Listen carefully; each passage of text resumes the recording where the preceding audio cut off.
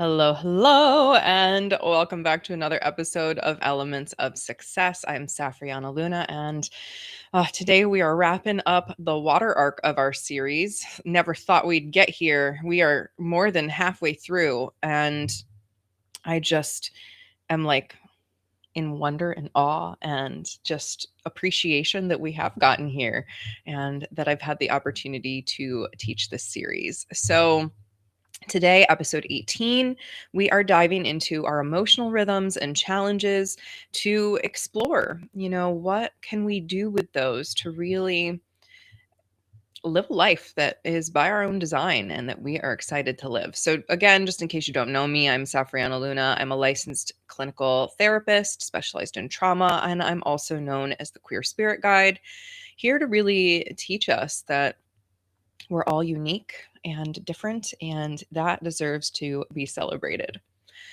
So, before we dive in, last time we talked about autumn and winter and those seasons both outside in the world as well as internally, and what this looks like for us energetically.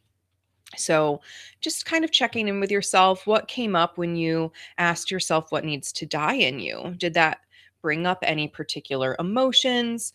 Did you notice anything arise around that or any information surface that clarified for you what you might need to clear away as you're going into your next chapter? Did you notice any resistance to rest? It is where I am literally winter right now, and I know I have been doing my best to rest, but life has also been extremely busy as I'm getting a house on the market, and it was holiday time. And for many people, the winter doesn't end up being a time of rest just because of those holidays and familial expectations and whatnot. So, did you notice any resistance around rest as we went through the holidays, as we went through the new year? And if you're watching this in the future, you know, just resistance to rest in general, regardless of what season that you're currently in. And where did that resistance source from?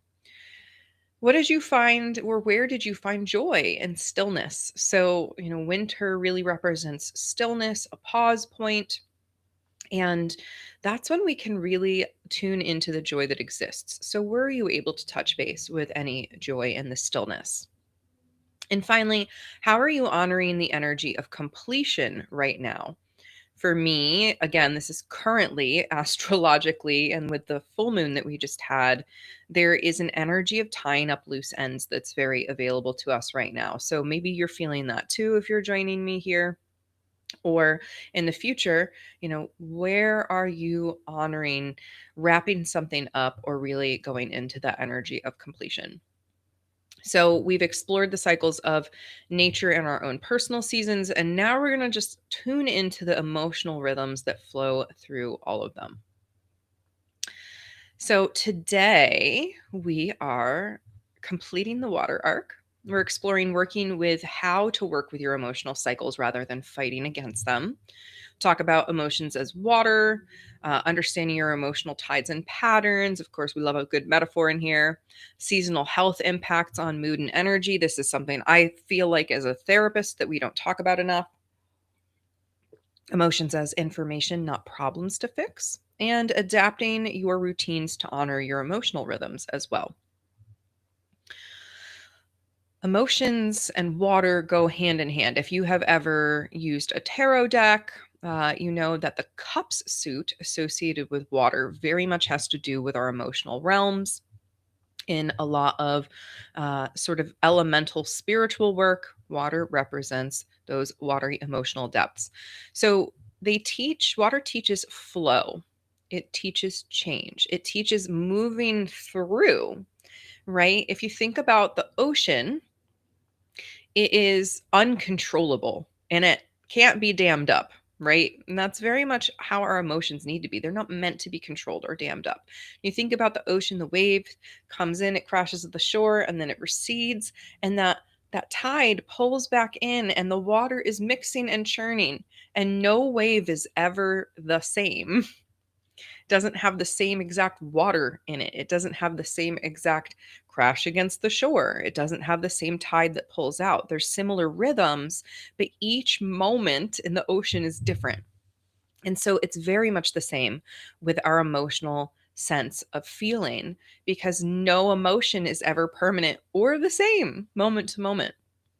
So when we allow flow, emotions move more naturally. When we resist, there can be pressure that builds, whether that's resisting trying to feel a feeling, resisting trying to look at it, give it any attention, resisting uh, it giving us information, right? Any form of resistance builds pressure.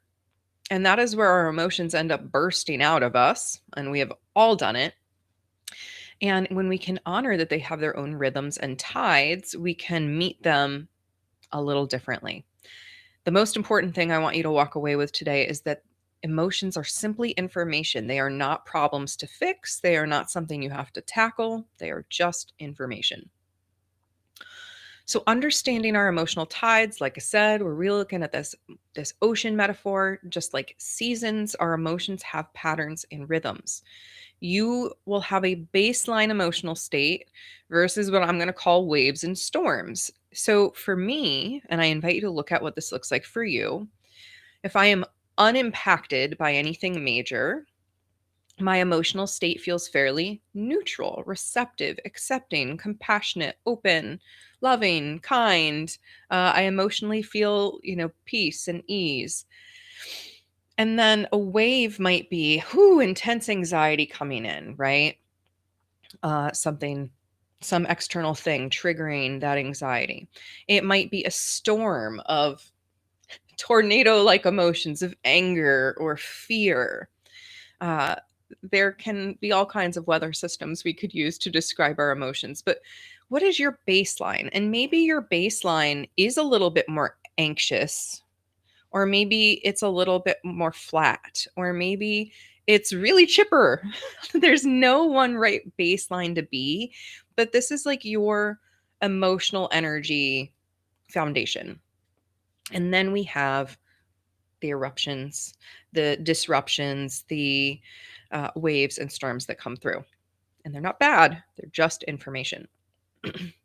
Body signals have different emotions that come with them. So when we really dig into our feelings, we will suddenly find, like, oh, when I'm angry, I feel it in my chest and down my arms, like I want to grip my fists and grind my teeth.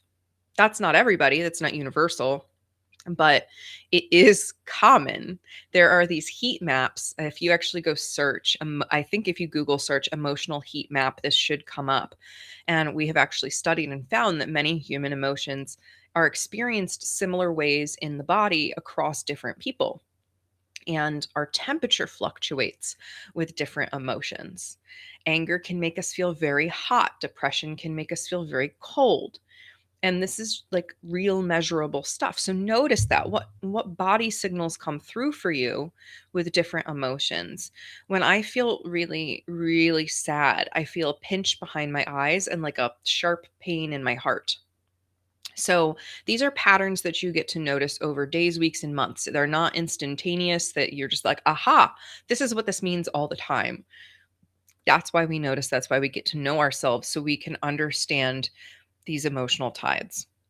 And this is how we get to know sort of our own emotional blueprint. And it's very unique to each of us.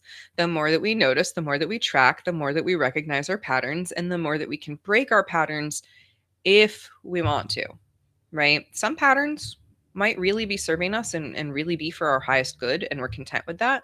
And some we want to break with a sledgehammer. So, the body signals of emotions, as I mentioned, these are some of the other common ones that people experience. So, anxiety often comes with chest tightness or shallow breathing, a racing heart, that sense of pressure in the body, right? Anxiety often feels like a lot of pressure. Anger can come with that heat, the jaw tension, the fists. Sadness can come with a very physical heaviness, like we're being pressed down to the earth. We might feel sluggish or fatigued. There might be a tightness in our throat, like we can't speak. Joy might feel like lightness, openness, warmth. When I feel really joyful, I sometimes feel this like bubbliness or effervescence in my body, like the energy is just very sparkly. Fear can feel very cold, that stomach dropping feeling that your muscles are tense, like you're gripping to protect yourself. Get to know your body signals for your emotions so that you can pay attention to this. Your body speaks the language of emotion. And when you learn to listen to it, you learn to pay attention. It increases your emotional awareness, which allows them to move through in that wave more efficiently, essentially. It allows you to give that emotion attention so that that emotion can give you information and or leave. So emotional patterns over time, as we've talked about the seasons, we all have our own inner spring, summer, autumn, winter. We also have our own emotional rhythms. I in the morning am always so crabby when I wake up. I It takes me a little time to become human again. I'm like a little gremlin and I don't have the most bright and sparkly emotions in the morning. But then I start to kind of amp up into, oh, okay, I'm feeling open now. I'm feeling maybe inspired or excited for my day, but that takes some time for me to get there. And then by late evening, I'm usually emotionally pretty spent and feeling a little bit more flat and ready to rest. uh, Weekly patterns. What days feel harder or easier for you? I have blown so many clients' minds with this one simple fact that if you experienced a trauma, if you experienced ongoing chaos, if you experienced an event that happened a certain day of the week, a certain day of the year, a certain month, you might have an emotional response at those particular times that don't make sense to you because you haven't made the connection that your body has made the connection to that particular time being associated with that bad feeling. So, for example, I'm not going to trauma dump, but I experienced ongoing abuse as a child, and there was a form of abuse that took place pretty much every Saturday. And all through my adult life, Saturdays would be this like, I would dread Saturday. I feared Saturday. I would end up in like arguments with my adult partners on Saturday. And like, I just wasn't understanding why I would wake up on the weekends and it would be so hard for me to exist. And then it clicked one day and I was like, oh, Saturdays were the really bad days for me as a kid. And then I was able to reclaim my relationship with my Saturdays, and now I enjoy them again. And I don't have that response because I was able to break that pattern of association of Saturdays meaning bad things. So, this is why, notes heavy, but sometimes we really do have these deep emotional wounds that are existing under the surface in the subconscious that we might not even see are playing out daily, weekly, monthly, yearly because of some sort of temporal or time oriented emotional association.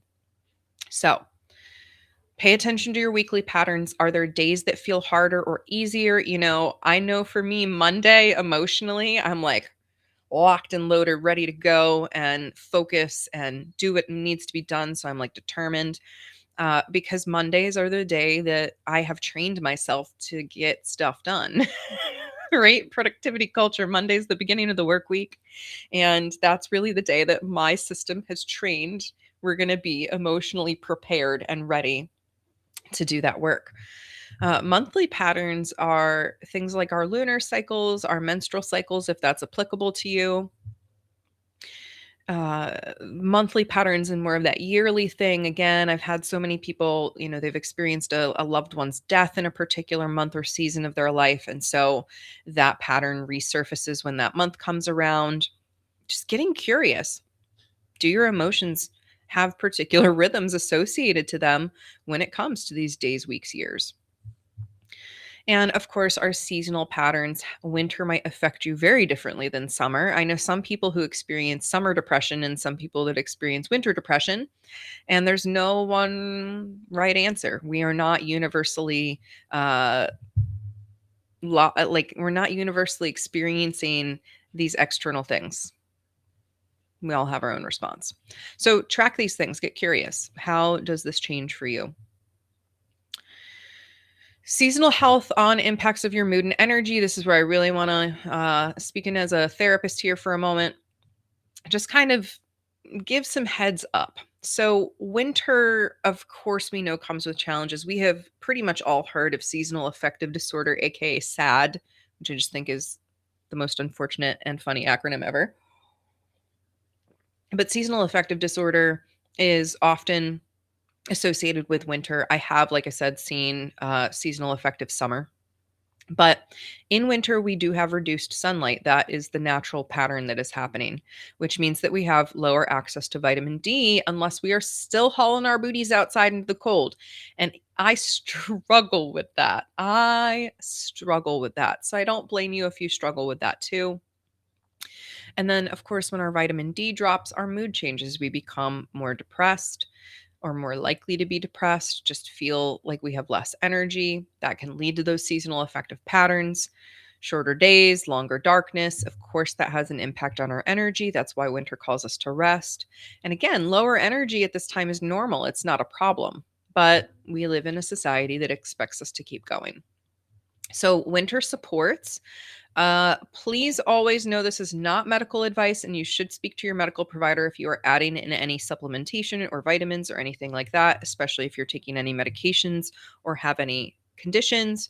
But vitamin D can be essential for our health during the winter time, especially if we are not getting out and getting that limited sunlight because it's freezing. Light therapy can be helpful for some people. There are little lamps people get and report great results with.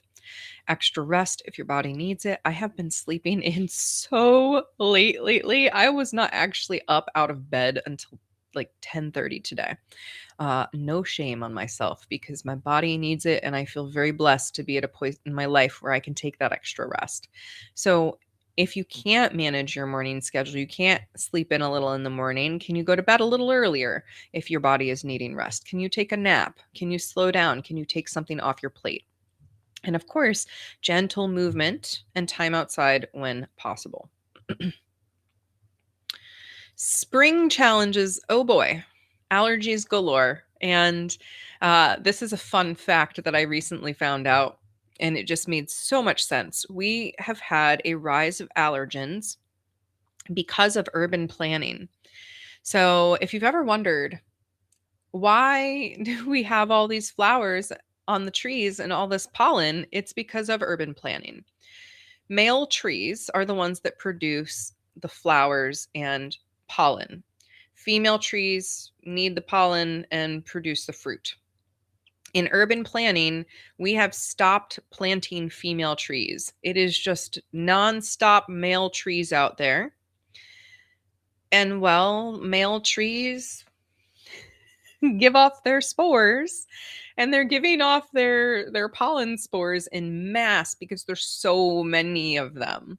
We didn't used to have all of this problem because we had a mix of male and female trees and the pollen was cross-pollinating and fruit were being bared. But instead, we can't have free fruit on the side of the roads because it is unseemly and unattractive to urban planners. We instead have a bunch of male trees. That's my mini soapbox for the day. So, allergies have increased for the human species. You aren't alone if you feel like they've just gotten worse over time. And of course, allergies can create brain fog, irritability, fatigue, etc., because your body's actively trying to fight back. The rapid shifts in spring can feel a little destabilizing, like the light's coming back, things are in bloom. With that productivity mindset, it can feel like we need to be catching up or speeding up. And there's an emergence seasonally that I feel like feels very vulnerable and raw as we emerge into spring. At least that's my sense of it. And I think that our body, as we're adjusting back to more light, we're kind of coming up. If you literally think of us like winter critters emerging out of their dens in spring, we're kind of figuring out what things are going to be about in the coming year. It really feels like when spring starts that a new year is here, a new opportunity to grow and expand. So, supports for this season, allergy management, of course, if you need that, consult a doctor or an allergy specialist. Gentle transitions, don't feel like you have to jump to that summer pace immediately. and grounding as things shift. And then just honoring the tenderness of newness and new growth if you are experiencing that sort of emotional summer vulnerability or spring's vulnerability, rather. So, speaking of summer, heat. Heat can increase irritability and cause sleep disruption. I know I struggle with this hardcore. Summer and when it's hot, I'm so miserable in heat. I prefer spring and fall's coolness, not winter's coldness, and not summer's high heat. Some people thrive in the heat, they love it. So, again, these aren't one size fits all, but for some of us, that heat can cause more irritation in general, sleeplessness, etc. The sort of peak energy of the season can lead to overextension and burnout, and that includes on family vacations. Can't tell you how many stories I've heard, seen, etc., of people just like, it's time.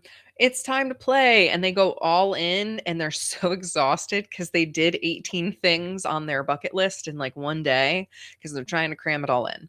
So they're give yourself permission to slow down during the summer if you need to again, and don't burn yourself out with overexertion.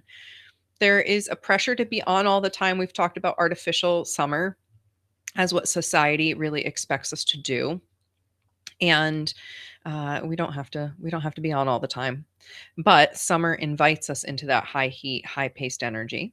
And then of course allergies continue to be a thing. So for summer supports, make sure you're hydrating, especially if you're out in the heat. Pace yourself in your activities. It is a marathon, not a sprint. You don't have to do it all in one day. Find yourself your cooler spaces for rest. Remember, in all seasons, we still need rest. And then boundaries around your energy, because it can be very easy to get swept up in overactivity. Remember that the sun still sets in summer, so you do need to slow down. And then finally, we have autumn. So, daylight savings time is probably the evilest thing in the world to me right now when it comes to like a societal norm that we have established that is just so part of our culture that we don't even talk about changing it. I really wish we would change this, but daylight savings time has a massive disruption in our circadian rhythm. We don't notice it as much with the I can never remember if it's daylight savings time, but the springtime one, it doesn't seem to impact us as much. It's when we're really losing our whole flow that it just, I mean, people's health crumbles every time there's daylight savings time disruptions because our schedule is getting disrupted. If we are on like a traditional 9 to 5, suddenly it's 8 to 4 or 10 to 6. And that takes a while to adjust to. So, the rapidly decreasing light begins to affect our mood. We really start to notice the days getting darker in autumn as we, move towards winter. And there can be this natural melancholy as we start to see things dying back. We see all the cornfields browning and drooping. We see all of the crops dying back or being harvested. And so that's not the lush, beautiful nature that we see in spring and summer. There can be grief for what's ending. There's so much grief in fall. I feel like there's holidays that honor those who have passed. There's celebrations that we might acknowledge we've lost loved ones. Glad you're totally feeling this, or that this is helpful or resonating. Grief is so hard for us to confront, right? And then, of course, back to school season comes in autumn. So if you've got kids or you're like me and I was once a teacher, I swear every fall my nervous system goes, what's about to happen? And then I'm like, oh wait, I'm not a teacher anymore. This is not my chaos season. So that's one of those temporal examples. If you went to public school, fall time, it's the end of summer, it's time to get back to work. And yet that's not really what nature says. So isn't that interesting? And then, of course, you guessed it, allergies. I know ragweed season is autumn around here, and it kills my allergies. So for support in autumn, make sure to adjust your sleep schedule gradually with time during those daylight savings disruptions. If you can actually plan in advance for it, sometimes that's really helpful. I do not recommend melatonin. Little PSA here. I do not recommend melatonin in a ongoing fashion. There's a lot of hormonal disruptions that we're starting to see can be associated with melatonin, and it is not a sleep aid. This drives me bonkers. This is one of my biggest soapboxes. Melatonin is not supposed to be a sleep aid that helps you fall asleep. Doctors prescribe it or recommend it all the time for the wrong reasons because the science just is not caught up to a lot of our practitioners. But what melatonin does help us do is reset our circadian rhythm. So it's really actually helpful around like major sleep disruptions where you have to establish a new sleeping schedule or you need to get your body kind of on board for this new wake up time, sleep time. So when we use melatonin, we want to use it for a short stint of time, 1 to 2 weeks, taking it exactly the same time every night as we're winding down to go to bed and keeping a sustained rhythm each night because melatonin is helping the circadian rhythm reset and sink in. So, PSA over. Again, don't take any supplements without really researching and paying attention to how it might impact you. But again, if there was one thing I could like shout from the rooftops, it would be please stop taking melatonin to go to sleep every night because that's not good for you. Thank you. Welcome to my TED Talk. So increased vitamin D again as light decreases. If you're not going outside as much or you're just not getting that daylight time, a lot of us when we're working in an office building or at a desk and we don't have windows, sometimes we don't even get to go back outside to our car until it's already dark. And so vitamin D might be essential. Honoring our emotions of completion, creating cozy spaces, and gratitude practices. Those are all things we can do to support ourselves in autumn. And our physical health greatly impacts our emotional state. Sleep quality impacts our emotional regulation. It also impacts our physical repair. When we don't get good sleep, we're going to feel crabby. We're going to feel low affect. We're going to feel all kinds of things, unique to us. So we want to get great sleep. Our nutrition affects our mood and energy. And in fact, when we start to pay attention to how we are impacted by what we eat, we might notice that certain foods create certain responses. I know if I eat a food that causes me to feel bloated, emotionally, I feel really irritated and I might feel upset or sad that now I've eaten something that is ruining my quality of life for the rest of the day, right? So we really want to pay attention to how we're feeling when we eat. And it is so important to have really good nutrition because when we get stressed, our bodies basically consume all of our vitamins and minerals to try and manage that stress. So when you get stressed, all of the good stuff you have put in your body gets used up and you need to put more good stuff in it to keep replenished and fueled. So all of those things that you eat are literally the building blocks of your body. The saying you are what you eat is so true. So if you are not getting enough vitamins, minerals, and all of those things that are essential for functioning, you may have low energy, you may have depression, you may have anxiety because your body is not getting the supports that it needs nutritionally to manage your stress responses. Hydration is essential for everything, especially our nervous system, and our nervous system governs so much of our emotional responses. Movement is what helps us process emotional energy that gets stuck. So we want to be able to move our bodies regularly. That's why when I'm guiding meditations and clearings, like I'll invite people to kind of like shake their bodies out, wiggle their shoulders, and like really get in their body for a second, because that's how emotions get dislodged often. It's not the only way they can get dislodged, but it's often how they end up moving is through our physical movement. Then, of course, sunlight exposure matters year round, as we've talked about. When we can't get the sun, we need some extra supplementation potentially. And then our allergies, inflammation, and hormones all factor in.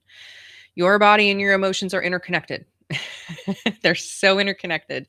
And I don't think I ended up sharing it in this lesson, but um, well, this kind of gets into it, but I'll just bridge here by saying pretty much every physical feeling in our body that feels off, that feels not aligned. So, an ongoing cough, right? That doesn't feel very aligned.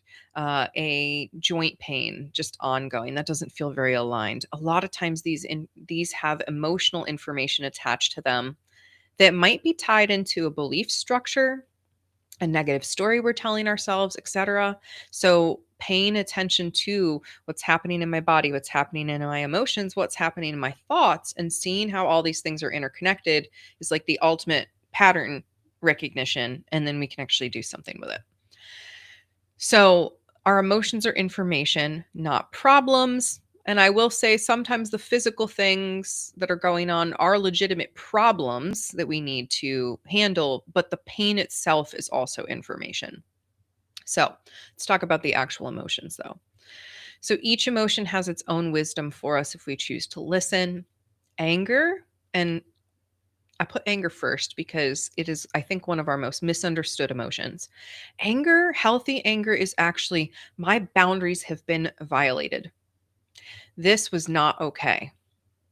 So, actual healthy anger, not societal, explosive, patriarchal. It's the only emotion that men are allowed to feel anger, which is valid that they still experience anger, but I'm not talking the kind of destructive anger like people take out on people and get violent with. I am talking the feeling of rage and anger, of injustice that arises within us when something is wrong and it needs to change. So, anger itself at its core is about my boundary has been crossed. And it gives us the energy for action and truth telling. It gives us the energy to say, stop. No, that's not okay. That's what anger is there for. It's information. It's not a problem. And I wish that we could all reclaim healthy anger because it's really important. Sadness and grief, of course, loss, endings, letting go, honoring what's mattered, all a natural part of all cycles because everything comes to an end. So when we allow ourselves to feel our sadness and grief, we see how much we love, how much we care, how important something was to us, right? It's really beautiful information. Fear is protection. It's a survival response. It's a response to the unknown, uncertainty. We really struggle with uncertainty as a human species. It's also a pay attention signal like, hey, pay attention. There could be a danger here. Please notice. Please protect me. Joy is like alignment, it's brightness, it's flow. It's something that's really nourishing you. And obviously, it's a feeling we want to follow, we want to pursue more of, because I think so much of the human pursuit is finding more moments of joy. But it's just about remembering it's not all the time. And that's gotta be okay. The more that we can allow ourselves to feel the anger, the sadness, the grief, the fear, not like in a all-consuming way, but just allow it to be there, give us the information, look at it, tend to it, say hello, the more we actually make room for joy because we see that all of these things come and go, just like the waves. Pleasure is your body saying, yes, more of this, please. And we want pleasure to be in alignment with your authentic desires because obviously there can be gluttonous pleasure where we're overdoing something and it's really not in alignment with what we authentically want, but we are still in the pleasure center of our brain and it feels good. But we want it to really be a deeper guidance towards what nourishes us. And when I say gluttonous pleasure, we can also use the word hedonism. But just like pleasure for pleasure's sake and pleasure seeking all the time is also not what we're meant to do as humans. So pleasure and joy can be indicators of, yeah, more of that, please, more of that, please. But again, it's not all the time and it's not all we should ever, pursue. We don't want to be in just one emotion or state at all times. Just remember each emotion is a messenger and ask, what is this telling me? I have a little metaphor I use with a lot of my clients when we're talking about emotions, that emotions are just like children. They are little children with a crayon drawing and they want to show you their crayon drawing. So the kid comes in and they say, "Hey, hey, hey, hey, hey, look at me, look at me, look at me." And we can either lean in and look at them and say, "Oh, cool, show me your drawing." And then they show us the drawing and then they're like, "Yay." And then they run away. They're happy. Or we can ignore the kid and we can ignore and push off and not pay attention. And the kid gets louder and louder and louder. And maybe they're tugging on our sleeve. That's what our emotions can be like. They just want to show us the picture. So when you have a big emotional spike, if you go, "Hi, what do you want to show me? What are you trying to tell me today?" It can move on much more quickly. So allow yourself to really lean in there. So letting go, with our emotions, we really just want to make sure that we're compassionately feeling our emotions and allowing them to flow through us. That's the biggest thing. But when our emotions are overwhelming, we're consumed by them, it's not so good. And that's, this metaphor of leaning into the kid and saying, "Hey, well, yeah, cool drawing." That's where it moves through. You felt it, you've witnessed it, you're with them, and it shifts. But when you're consumed by it, it's often because you're not leaning in. You're resisting it. You're pushing it away. You're doing everything you can to avoid it. And by thinking about avoiding it, you're actually just making it bigger. No shame, no guilt here, just ownership. If you are consumed by emotions, it can really feel like you're losing yourself. There's just this spiral without end. You feel like there is no other emotion than this emotion you can face. I know so many people get this way with shame and fear and disappointment, sort of a pit of these really challenging emotions that they can feel stuck in. And this is just triggered survival response. If you have a trauma history, which most of us do in some form or another, certain emotions may trigger survival responses more strongly. And this is not your fault that that is happening on a subconscious level, but this is where you might really want to seek support to move through that. So, when you're overwhelmed, we're going to talk just a few practices here that you can do. Don't you love these capybaras? I don't know if you've noticed, but Justin, my lovely Justin, who makes my slideshows for me, has been putting these capybaras in here for me, and I just love them. So I hope you love them too. But when you're overwhelmed, this is a really simple grounding practice that you can do, or a couple rather. So 5, 4, 3, 2, 1 sensory grounding. And I never remember the exact order, and it's totally fine if you don't remember it either. I'm a therapist, and these things don't stick for me 100%. But the 5, 4, 3, 2, 1 is essentially sensory experience. Justin does rule. So 5 things you can see, because that's the easiest to do. 5 things you can see. So you see a poster on the wall, you see the shelf, you see the lamp, you see the blanket, you see the chair. 4 things you can touch.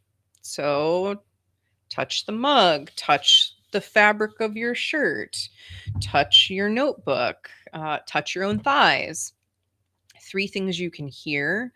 So if I listen, I hear housemate walking around, I hear traffic on the road, I hear my computer humming.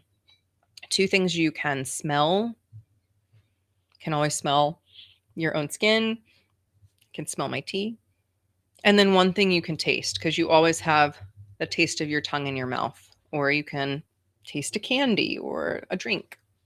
But if you can't remember that exact order of the 5, 4, 3, 2, 1, that's totally okay. Just remember, okay, I want to touch base with all 5 of my senses and like really orient to my space. And y'all know my no tiger twist by this point because we do it all the time, but that is the, look up, down, around. You can do that with the 5, 4, 3, 2, 1, pair them together and have a really, really powerful, like, come back into the moment if you're experiencing a big trigger. Cold water on your face or hands. For me, cold water on the insides of my wrists is really, really grounding when I'm feeling very anxious or overwhelmed. Getting something cold on my body, it literally cools you down, and that gets me able to be centered again. Of course, putting your feet on the earth, feeling your body, maybe doing a body scan, naming your emotion, just saying, this is not necessarily I am angry, but this is anger or this is fear. Like identify it, but don't over identify with it. Breathing deeply and slowly. The more you can slow down your exhale, the better for grounding and calming. When you pause at the bottom of the breath for just a brief moment, that also gives your cells enough time to get their oxygen and to send their signals. And that is extremely calming. And then, of course, reaching out for support. You do not have to ride every wave alone. But the important thing I want to say here is that you do not practice these things for the first time when you're already triggered and in survival mode. You want to practice them in advance. That's why we do our little no tiger twist all the time, even though we've just come out of a meditation.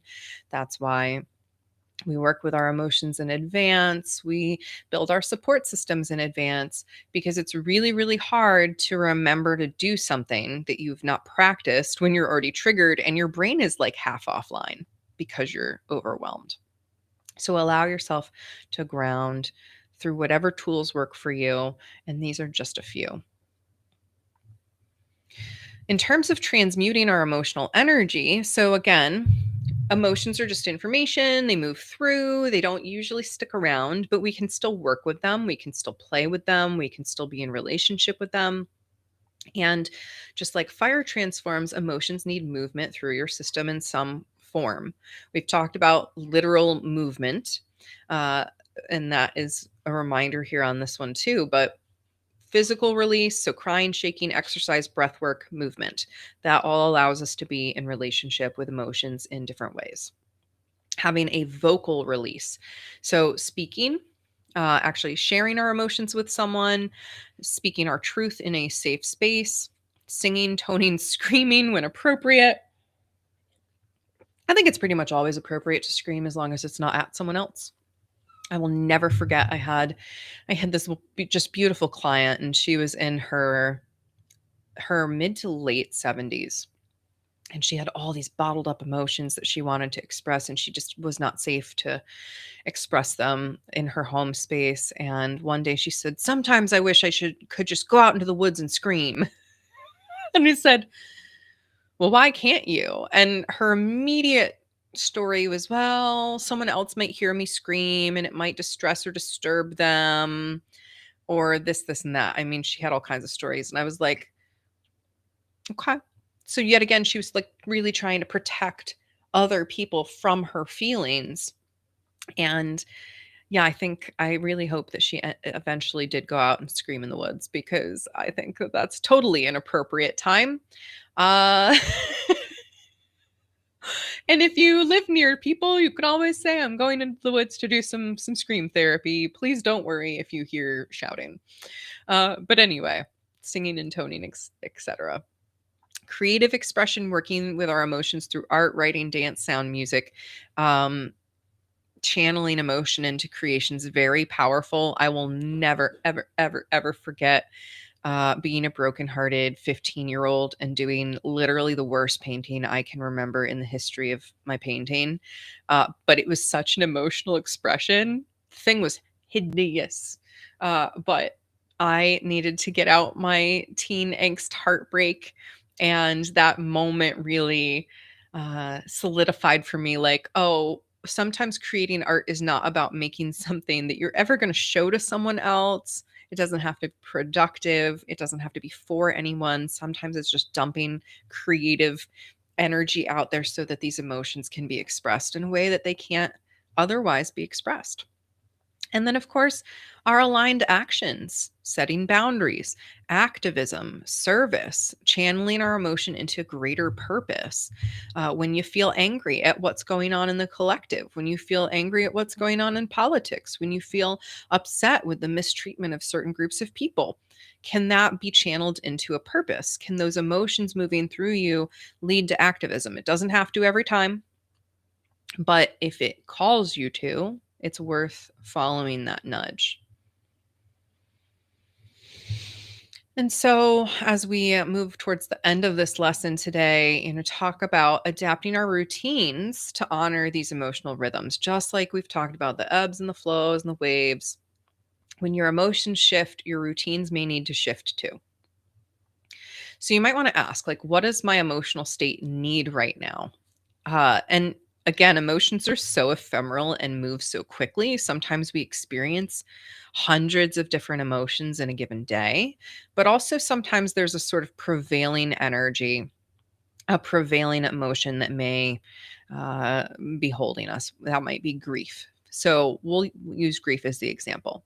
So if you find yourself in an ongoing chapter of grief, what does my grief need right now? And you might find, well, it's really impacting my energy. I'm having a lot of low energy days. So I really want to rest and just do what I really need to do and ask for some extra help because I'm not at my full capacity right now.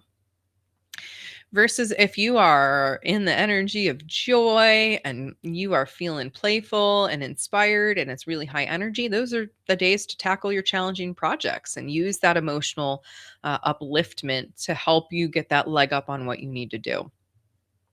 You get to engage fully on those high energy days. And just being aware that you get to create responsive routines, you don't have to have rigid routines. What worked in summer is not necessarily going to work in winter. What works when you have a lot of energy is not going to work when you are entirely depleted. Flexibility is wisdom, it's not failure.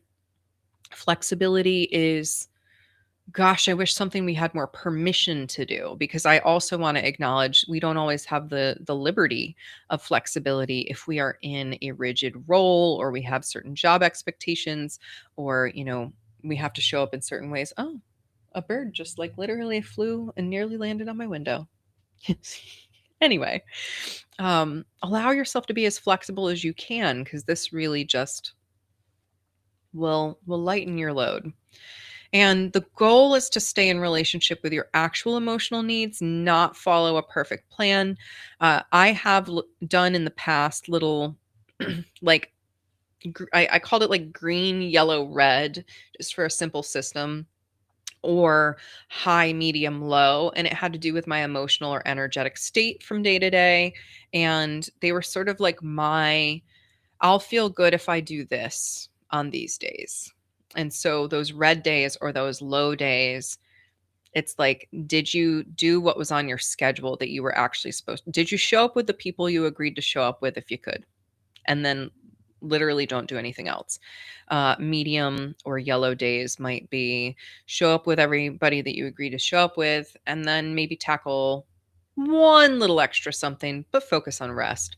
And green or high energy days are show up for everybody that you agreed to show up with, and then maybe tackle that big project that you have been working on and actually put some oomph into that. We get to ebb and flow and have our own spectrums, and that is okay. When we talk about building emotional resilience, what resilience is it's really expanding our capacity to feel and then our capacity to recover as needed, right? We don't have to recover from every emotion, but resilience grows through the awareness of our emotional patterns, practicing self compassion when emotions are big, having support. So, having other people who can hold space for us, knowing what works for us as an individual and coming back to center, and then expanded our window of tolerance over time. And gosh, I teach window of tolerance so much I can't remember if I've actually taught it in this series, but just as a refresher, just in case, the window of tolerance is really exactly that. So it shrinks and grows at different times based on our stress levels and our life experiences that are happening. Above our window is anxiety, below our window is depression. And when we get overloaded to the point where we feel like we got to tackle it all, we get anxious, and then we often crash out into depression. So, our window of tolerance is our capacity to stay not in anxiety and depression. So, all of us experience anxiety and depression, 100% of us, when we get knocked out of our window of tolerance. If you've just lost a loved one, if you had a career change, if some traumatic, you got in an accident, your window might shrink. And so any little thing might knock you up into anxiety or down into depression. That is essentially the window of tolerance. And emotional resilience and regulation helps that window grow over time. And of course, having community and connection supports our emotional regulation. It's always a great thing to regulate with other people when given the opportunity, because we're not supposed to be solitary creatures doing it all alone. All right. It's our time to drop into just a moment of mindful meditation.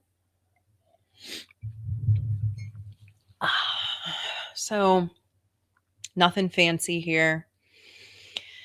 Just going to invite you, your eyes can be opened or closed, but we're just going to start with a gentle body scan.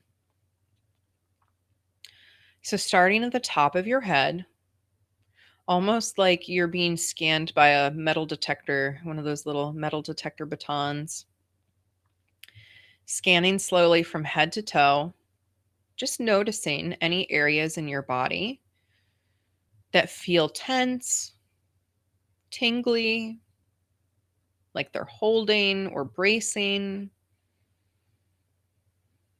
Any areas of the body that might feel discomfort or pain right now.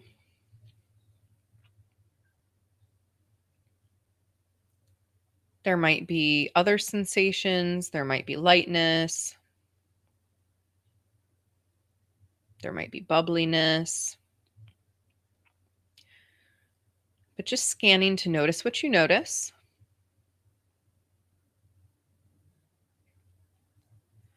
And then I invite you to pick one sensation in the body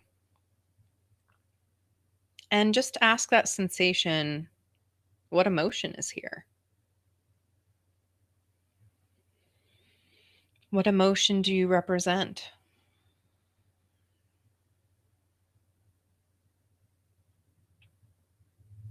And if you get a clear answer, great. And if you don't, just sit with this sensation a little longer. And whether you have an emotion word or not, we're just going to breathe with that part of your body, with that area where this emotion lives.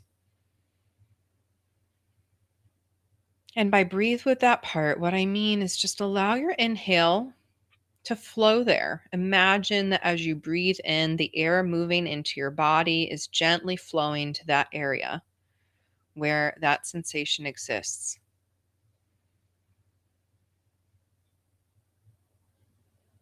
And as you exhale, you might soften around the sensation, allowing more room for curiosity. But does this emotion or sensation have anything to share with you? Why is it here? What does it want to tell you? Breathe and listen.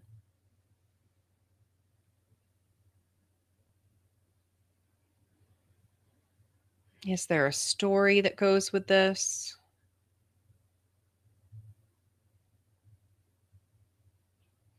Just acknowledging that story.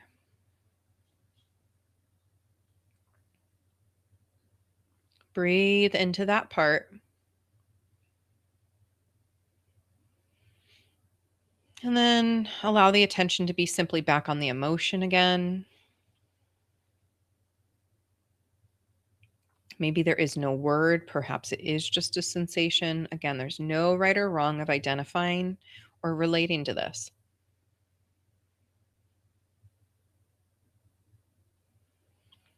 And if it feels good to do so, you might make physical contact with your hands on this part of the body.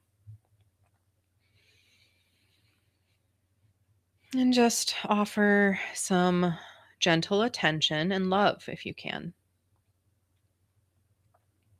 Compassion to this part of you, compassion for this emotion, this sensation.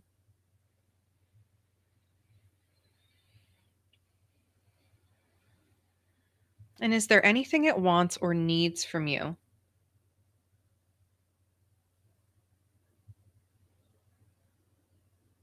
And is that something you can agree to do?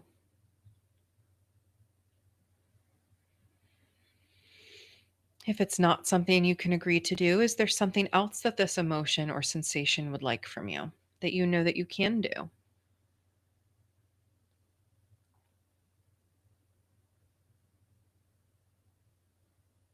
Observing what happens as you continue to just pay attention to this emotion and or sensation.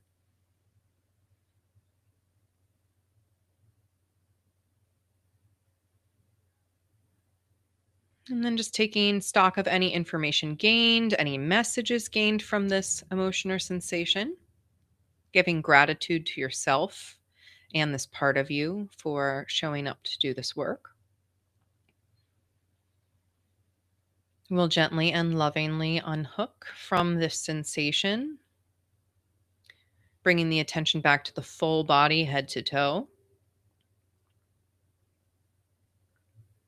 wiggling the fingers and toes, maybe rolling the shoulders, maybe shaking out a little bit here. Maybe stretching, just feeling your physical body. And if your eyes are not already open, you can blink them open. And we'll just do our no tiger twist, looking up, looking to the other side, down, twisting to look behind us, to the other side. And then back to center. So, working with our emotions can be as simple as just tuning into them like that, doing that body scan, breathing with it, being with it for a moment. We don't have to overcomplicate this. So, here's my invitation for you. Again, these homeworks are never mandatory, they are simply invitations. But maybe daily, weekly, you feel into what works for you. But I invite you for a full cycle. It could be a lunar cycle, a menstrual cycle, anything cycle. Check in with your emotional and physical words. Are you anxious? Are you peaceful? Are you sad? Are you energized? Are you angry? You might want to note the moon phase if that feels particularly important to you, where you're in your cycle, if applicable, where you're at seasonally, just noticing these impacts. And then weekly, noticing patterns, which days feel easier, harder, what external factors are affecting you. Is there a um, is there a trigger? Is there something that's really coming through for you that is changing your emotional, mental state, your physical state? Because as we talked about, your physical body is absolutely a factor in your emotions. And then at the end of your cycle, noticing what patterns have emerged, creating some form of responsive self care based on your rhythms. There is no right or wrong, but without observation, it can be really hard to find our patterns. So give yourself permission to really feel into your rhythms. All right. That concludes our water arc, my friends. Oh, wow. We have moved through this framework and we are getting ready to move into Aether, which again means we are past the halfway point with the series. So hard to believe. Thank you again to Amy and Nancy for allowing this teaching to unfold. And on our next gathering, episode 19, we're moving into the Aether element. This is moving beyond our individual self. It is exploring the theme of ownership and collective connection. Ownership, ownership is such an important thing. So many people struggle to take ownership for their impact on others. They struggle to take responsibility for themselves. They struggle to understand that they have an impact on other people in the whole. And so when we really want to make a difference in the world, we really want to stand in our power and show up and make a difference, it requires ownership. It requires taking full responsibility for how we're showing up in the world and what we're doing. So we're going to talk about Aether as community and interdependence, our place in the whole, moving from I to we, and really leaning into how our personal healing connects to collective healing, which is one of my favorite topics. I'm sure I'm going to have many a rant and many a soapbox as I explore these themes, but how our responsibility to one another and the earth is really the key to everything.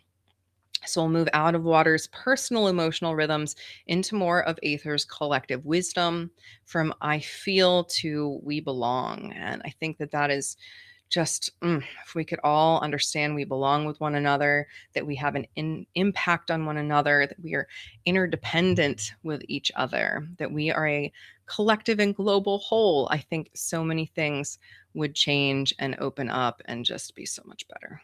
So, as always, my friends, I see you, I believe in you, and I'm cheering you on. I can't wait to move through this ownership arc. And I know for so many people, it might be a little uncomfortable, but maybe on the other side, we will all emerge with a sense of what is really truly our responsibility versus what belongs to other people so that we can be a part of the larger whole.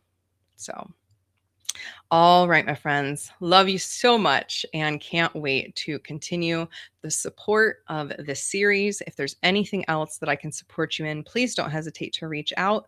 And otherwise, tune back in for the continued Elements of Success series. All right, until next time, my friends, I'm Safriana Luna, the Queer Spirit Guide, and bye for now.